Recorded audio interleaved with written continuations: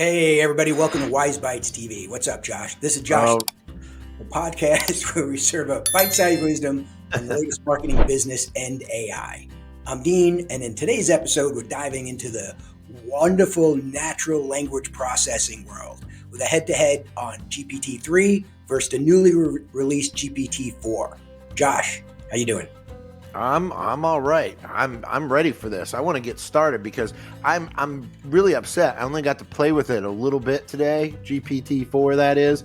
And Okay, the thanks for the clarification. Yeah, the NLP market, is anticipated to reach $43 billion by 2025. I think they're probably low on that estimate. I don't know why they said 43, not 45 or 50 billion, but whatever. But OpenAI's GPT-3 has been the king of the hill, in the last few months. It's all we've been hearing about, boasting 175 billion parameters. But the introduction of GPT-4, it's much more powerful. And I love how they're calling it a contender. It's because you can choose and select between which ones you're working with right now. I didn't even know I was at 3.5 until they told me there was a 4.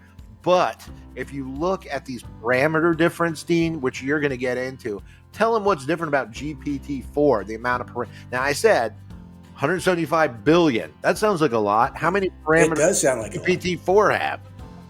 All right, so one, I'm stuck on the GPT-3 and 4, so the contender. So GPT-3 is going to, what's it going to, I could have been a contender, and 4 is going to, But then it was smack it away. 3.5 too, so it's like the iPhone. Yeah, you know what? Thanks, Josh. So we're just calling it 3. Yeah. So 3 and 4. Yeah. All right, so I'm going to start with a bit of a technical jargon, Josh, that I don't have any clue what that actually means, but we're going to get into it. So GPT-4 is expected, or has, a staggering 100 trillion parameters. Now, you said earlier 3 had 175 billion, which sounds like a lot. This is about 600 times more than that. And this massive leap in capacity has some real-world differences. It can perform more complex tasks and generate even more human-like responses. But you know what, Josh? Do we want more human-like? We're trying to get better than human. So, I guess we want it to sound human, but the content to be, superhuman. Yeah, it's anyway. Really... So, okay, go ahead. Yeah, I was going to say, it's really about the personalization. It has that advanced text generation for marketing campaigns as we use. It's great. Screenplays, novels, for more creative stuff, it thinks more human. That's what they're trying to say. You also have that improved question answering where, like medical chatbots is what people are talking about. And virtual tutors, I know you've been talking about using 3 on drives, where you'd ask it a question. It's kind of like having a professor in the car for you. This one is supposed to blow our doors in with that. So, and it has superior machine language translation for real-time translations. This was my dream thing. Like, I know they've had a little bit of this, like that earbud, so you could go to a foreign country and it would translate and then naturally give you the reaction. This is now reality. We live there now with this technology. And then that efficient app creation. I know you were playing with it today in the office, and that rapid prototyping and customization of softwares. That's what I really want to see in action. So I really wanted to play with those things today, or all weekend, or the next month. But I have to work. Right. Or at 3 a.m. I got to work and stuff. But give me specifics. I know you know some. All right, so 100 trillion parameters. All right, for most of us, we don't know what that means. So Josh and I are going to spell this out with some real examples, comparing something GPT-3 would use versus something GPT-4 would produce. So Josh, since you mentioned medical chatbots, let's just start there. Yeah, this is the best example we've heard of for this. Is like a user in GPT-3, a user would ask a medical chat box powered by GPT-3 about the symptoms of a migraine. The chatbot provides a general response listing common symptoms such as headache, sensitivity to light, nausea, but it may not address less common symptoms or offer tailored advice based on those user-specific situations. GPT-4, when asked the same question powered with a medical chatbot about symptoms of a migraine, the chatbot not only lists common symptoms, but recognizes and provides information of less common symptoms like aura, neck stiffness, speech disturbances. Additionally, it could ask the user follow-up questions to better understand their situation and offer personalized advice based on their individual needs or medical history. Hey, I used to just Google WebMD for my own self-care. Now I'm going to do this. But one of the things that I've heard, I think it was a Times article this morning, was actually like a little afraid of this kind of stuff. But keep going. What do you have for us? You got a creation so Josh, example? Yeah, so I'm gonna before I move on to some content creation examples, one of the themes that's going to keep coming up today is better context. So that's basically what you had said with the GPT-4 with the medical bots, is it understands more, and then it applies that context for a more nuanced and pointed reply for you. Speaking of, you and I do a lot of content creation, right? So I broke it into general content and then some marketing that we're going to talk about. So first is, so GPT-3, when asked to write an article about the impact of climate change on agriculture, it's going to come back with a general overview and list some common consequences such as reduced crop yield, and increased pest activity. But in the same scenario, and I'm saying 4, Josh, the GPT-4 is pretty tough to keep saying. So in the same scenario, version 4 could go further discussing the effects on specific crops, specific regions, and different farming practices. It'll highlight potential strategies to adapt and the role of technology in addressing these challenges. So if you think about it, that's a profound difference. I think, Josh, that's about a 35 billion parameter difference. Yeah, it's incredible. It really is. Do you have any other marketing examples? Yes, I do. And this is, comes back into our wheelhouse. All right. So for GPT-3, I did it again. For version 3, when creating ad copy for a new fitness app, for example, GPT-3 version 3 might generate a message like this. This is ad copy. Get fit with our all-in-one fitness app, track your workouts, set goals, and stay motivated. That's an actual reply to a prompt in 3. 4, on the other hand, will create a more targeted message based on the user's interests, such as attention runners. See how it now is narrowing it down at specifically picking runners. Attention runners, improve your performance with our custom training plans, GPS tracking, and race simulations. Try our app today. So obviously, Josh, I'm speaking to the right audience. You can see the difference and the power in that. The targeting, definitely.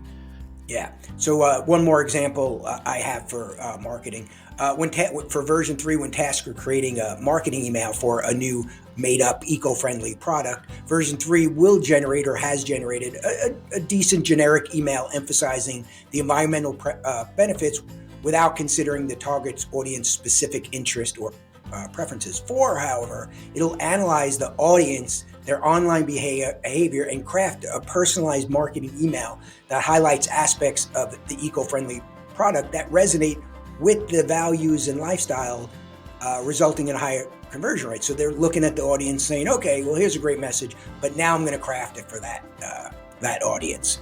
Yeah, I want to point out something in there. One of the things I wanted to play with today is I had showed you how I used it to reference a website, and we were kind of told that like the data set, it wouldn't pull from that, but it's pulling from that. So I think that's what they're getting at here. I don't think they realize the genie's out of the bottle a little bit with this. So in regards to software development, GPT-3, when asked to generate code for a weather app that displays current temperature, GPT-3 might produce a functional code but use outdated APIs or not optimize the code for performance. And just so you know, I've run into that myself, where I'm asking it, and we've discussed this before, I've asked it for coding or instructions for an app or instructions for marketing for like how to use place a Facebook ad, for example. and it's outdated. It's giving you outdated, and that's what they're talking about. If the software has been updated, the code it might produce, it's very confident with its answer, but it's not correct. In GPT-4, in the same situation, GPT-4 could generate a code that not only displays the current temperature, but also utilizes the most modern and efficient API, including error handling and performance optimization techniques. So that's the difference. And then, so Josh, I wanted to go back to something. Remember at lunch when I was using 4 to make a game, right? And so I want to go quickly. This is what I did. I went to version 4 and I said, write me a simple version, JavaScript simple version of the Pac-Man game. And so, I mean, we're talking seconds, right? So it writes me the JavaScript code, and it also writes me the HTML code and the CSS style code, right? So I took those 3 things and text editor, boom, saved them the proper names. And then I just opened up that index.html page in my browser, and it was there, and it was a functional Pac-Man that I can move around. Then I just said, hey, make me a more, fully, a more complex game. And so then it wrote that, and I didn't implement that yet. But you know what I'm going to do, Josh, is fun. I'm going to do the same thing in 3, and I just want to, compare them, see what they do.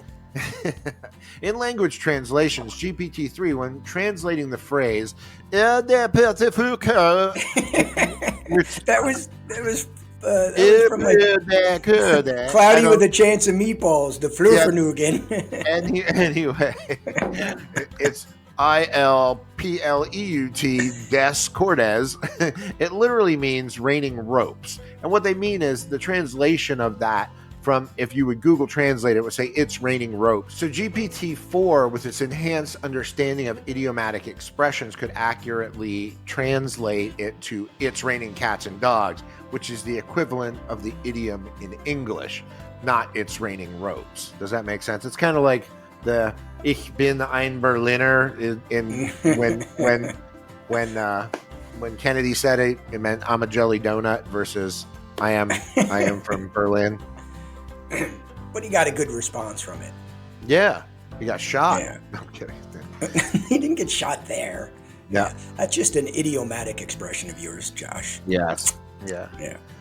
So what about sentiment analysis? All right. So this one is not sediment. This is not dirt. We're not analyzing this dirt. This is sentiment, right? So the sentiment analysis. People. Yeah. The sentiments. Yeah, that's another idiomatic expression of yours. It's raining sediment and sentiment. Okay, so sentiment analysis. So Josh, I like this one because it determines the tone and the sentiment behind a piece of text, right? So it'll classify it as positive, negative, and neutral, but it really goes, beyond that, because it won't just classify it like version 3 would. Let me get the example. Version 3, the food was amazing, but the service left a lot to be desired, right? So that would be it analyzing a customer review for a website. And so version 3 might only detect that positive sentiment, because I said the food was amazing. The word amazing is pretty strong. But the service left a lot to be desired, which is a bit more passive, aggressive. And so it wasn't as adamant as something is amazing. However, version 4, it better understands that and analyzes that. And so in its analysis, it has both sides, like, the food is really good, is amazing, but it will also analyze and pick up that overall the customer's experience for that particular review was not positive. Do you think Yelp will ever use this to fix their awful... I'm sorry. Dude, don't even get me started on Yelp. My sentiment on Yelp is not very good. I do have a note here, Josh, that we were talking in some earlier podcast about, like, let's use, I shouldn't even say this publicly. I can't remember if we said it or not. Let's use ChatGPT to see what it does to create a fake religion. Do you remember that? Yeah. And now so it could. I had this idea. Do you remember the movementarians from The Simpsons? Yes, yeah. So that's one of my all-time favorite episodes, right? One of the funniest clips is when they're trying to recruit him, and they're like, there's free food and drink and whatever this weekend. And so he's like, oh, when is it? And they're like, this weekend. He's like, how much does it cost? And they're like, well, it's free. He's like, oh, when is this free food? And they're like, it's this weekend. Do you remember that? Yeah. Anyway, it's one of my favorite. So that's the movementarians, right? And they had a bunch of stuff. It was they were making fun of, I think they were making fun of Mormons because it has something to do with alien spaceship, coming down, whatever. But I was like, let's take the crux of what that fake religion was, put it in GPT and say, hey, create me a religion and all the things that we would need, to get this out in the masses. For the dogma, yeah, no, I think it can do it very easily. Yeah. Anyway, so we talked about the food there. So it's important that the sentiment analysis is going deeper than just saying this is good or this is bad or this is neutral. It's understanding if there's a mixed review, and we've all seen reviews that have been like, this is really good, but this is boring, this is bad. So it's going to get that sentiment. So when you take your data and you have GPT version 4 analyze it, you're going to get a much more meaningful report back to you. That's really cool. Yeah. Yes, it is. I want to talk about automating processes, though. So that we've been using a lot recently. So GPT-3, when asked to automate the process of sorting customer tickets, GPT-3 might be able to categorize tickets based on basic keywords, occasionally misclassifying tickets due to its limited understanding of the context. I've run into that with some Excel spreadsheets, etc. But and again, it could be as simple as one of my I capitalized something by accidentally in one of the cells and it threw it off a little bit. GPT-4, on the other hand, could analyze the entire content of each customer support ticket and understand the little nuances and context, accurately categorizing the tickets, even when the keywords are ambiguous or, in my case, an error, leading to a more efficient and reliable automation process. I have found when I'm doing this now, I really stop myself from correcting. I'll be typing away, and I'll realize I spelled something wrong and want to go. I'm like, just don't even worry about it. It figures it out. That's the thing, because it understands my train wreck of thought, So to that point too, and this is where I used it recently on analyzing company data and providing insights. This is a great example. So in GPT-3, when you ask to analyze a company's sales data and provide insights, GPT-3 might generate a report with basic observations such as sales trends, overall revenue, and it might miss some patterns and correlations between different factors. But in GPT-4, it could process the same sales data and generate a comprehensive report that not only covers the basic trends, but uncovers hidden patterns and correlations and causations, such as identifying a link between specific marketing campaigns and sudden increases in sales of a particular product, providing more actionable highlights to drive statistics. And I've been looking forward to using this for a couple of our customers, because I think you're going to really see, like in food sales, for example, without giving a shout out to Burrito Express, brought to you by Burrito Express. I just did it. Don't I always say I'm not going to say something, and I do? I was just going to say that. Whenever you say, hey, I'm not going to bore you with this, or I'm not going to say this, you with burritos. Just sit back and let it go. But I'm not boring you with Burrito Express burritos. Shout out to my brothers. Anyway, Angel and Mark, shout out. So, but this for their data is just what it's capable of is so cool. And I used it for an ad today where I said, I'm not getting any feedback from this ad. And it gave me 6 suggestions of things I didn't even think about. So it was like, I'm like, no one's clicking on this ad copy. It's a job application, and I don't really know what would be a call to action for this job over where they currently work. And it gave me 6, and I ran them by the client, and they were like, "Oh my God, these are great! You're brilliant." Yeah, I'm. What am I? I'm a prompter. Yeah, no, we adopted the term prompt engineer. Yeah, I actually like DJ of AI better. I'm a DJ of AI. I do like that a lot, but you have to explain that to someone. Well, I guess prompt engineer too. AI DJ. Yeah. AI DJ. And by the way, I did try to find out if AIDJexist.com was available. It's not. But what? AIDJ AI. AIDG. I can't get it. That just flows off the tongue. AIDG. AIDG. Try to say that fast.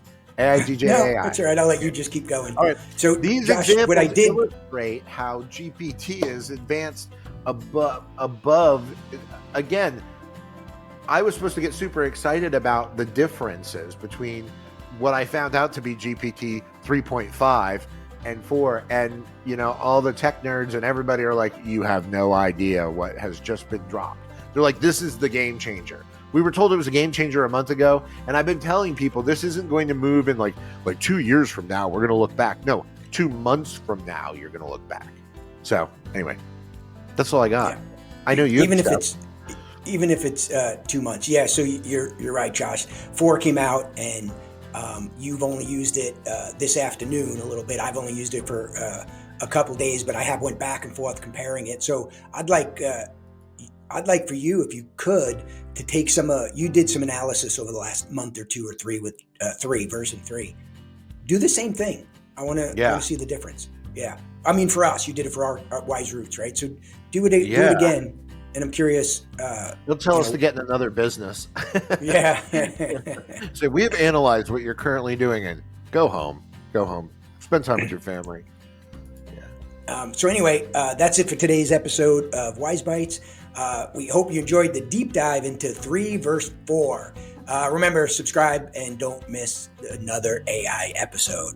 And if you've got any questions or ideas about for future episodes, don't hesitate to reach out to us on social media. We're on there. We're on these things called the Facebook, the Instagram, the LinkedIn, the BoobTube. No, it's YouTube. And what's the other thing? The world of Vimeo. No, LinkedIn. Yeah. We're not sharing the Tumblr, Bumbler, Fumbler, and Mumbler. Is there a Mumbler? Because if not, we should start that one. Hey, keep exploring the exciting world of AI, and leave in the comments what you've done with AI to stalk your friends. All right. Thanks. See you, Josh. Right. Hey, see you later.